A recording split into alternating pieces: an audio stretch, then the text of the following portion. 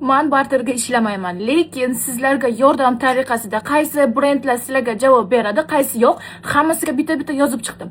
Ulardan menga javob berganlari bu birinchi bo'lib Oli.uz menga уже bir korobka kosmetikalarni jo'natishga ham ulgurishdi. Lagomni o'zi menga 1 yil oldin yozgan. 1 yildan beri meni kosmetika bilan ta'minlab keladi va bugun ham yana menga pochta uzatibdi. Hozir mashhur bo'lgan Accessify, ularga necha martalab yozdim, oxiri javob berdilar, o'shanga ham ko'rib chiqamiz dedilar.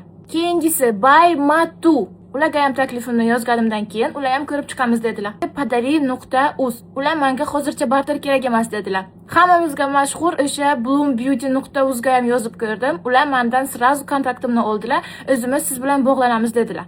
Hattoki Vivian Sabuga ham yozdim, pochtaga o'ting dedilar. Pochtaga yozdim, hozircha javob kelgani yo'q. O'zimiznikilardan esa Adore Store.uz ga yozdim. Hozircha ikkilanib o'tirishibdi. Jilay degan brendga ham yozdim даже. O'zim shunaqa qiziqib ketyapman ularning narsasiga. Ular aytdilar, siz bilan menejerlar bog'lanishadi. The Act ga yozdim. Hozir u ham juda ham mashhur. Ular esa menga pochtalarni berdilar. Pochtalariga yozdim. Hozircha javob kelgani yo'q. Sensiluga ham yozdim. Ular menga srazu ism, familiya, qayerga yashaysiz, hamma ma'lumotlarni tashlang dedilar. Men o'yladim srazu keladi pochta deb, lekin 2 haftadan beri hozircha kelgani yo'q. Zolotaya yablkaga ham yozdim hattoki.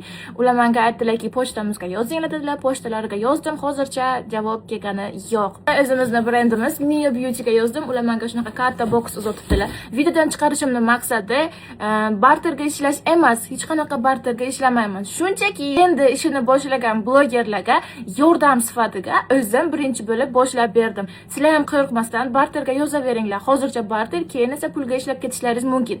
Agar sizlarga qanaqadir brendni reklama qilish kerak bo'lsa, pastga qoldiringlar, o'zlaringizni kommentga tanishtiringlar.